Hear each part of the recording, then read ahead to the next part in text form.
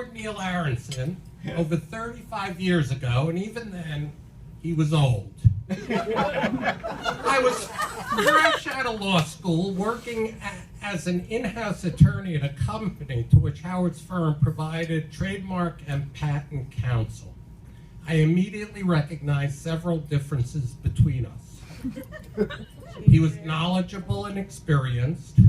He was neat and organized, and he had an incredibly thick head of hair. I decided this guy could help me. Although there were and still are many differences between us, we share several values. One that is of great importance to both of us is family.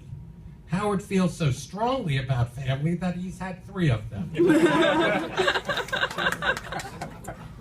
Each of those families begot a child. Unfortunately for me, I've not spent much time with Mara, Ross, or Remy, but I know them through the loving stories Howard regularly tells.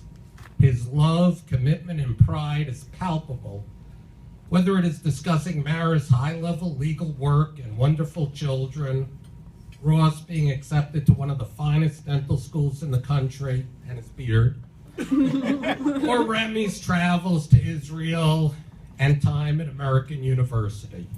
And of course, he speaks often and glowingly of Jessica. You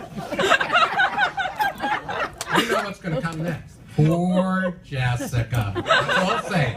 Poor Jessica. Yes. Can you imagine living with a neurotic one? Or let's just say he's fastidious. Really, really fastidious. In a neurotic way. Like alphabetizing his sock drawer. Howard and Jess have been married for over 20 years, which entitles her to canonization. I know that canonization is reserved for the Holy See and requires extensive proof that the candidate lived and died in such an exemplary fashion as to be deserving of sainthood. I recognize that Jessica is neither Catholic nor dead. But hello, she's lived with Howard for 20 years. That's gotta trump turning water into wine or taking care of thousands of poor diseased people. I am also very fortunate to have known Howard's mom and dad, Tina and Richard. Tina was a wonderful, vibrant, and inspiring person who Howard often quoted. "You rest, you rust" was a favorite. She is missed. Dick is a gracious man who has given me one of my favorite Howard stories. In the late 70s, Howard invited me to his East End apartment for a family gathering. I was speaking with Dick as hors d'oeuvres were being passed. Dick accidentally dropped his on the floor, and I went to pick it up. He stopped me. "Leave it there. It'll give Howard something to pick up." That's Dick.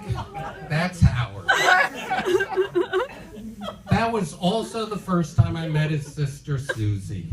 Gosh, I can't imagine what it must have been like for a girl to have an older brother, that was as accomplished as Howard. I could see him giving her lessons on the important things in life. Ironing, dusting, vacuuming, everything. When I think of these 3 generations of Aronsons, a Jewish phrase comes to mind. L'dor v'dor, from generation to generation. Many wonderful values have been passed down through the Aronson family.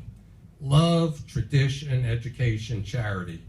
And Howard's right there in the thick of it. Howard has been a brother and a mentor to me.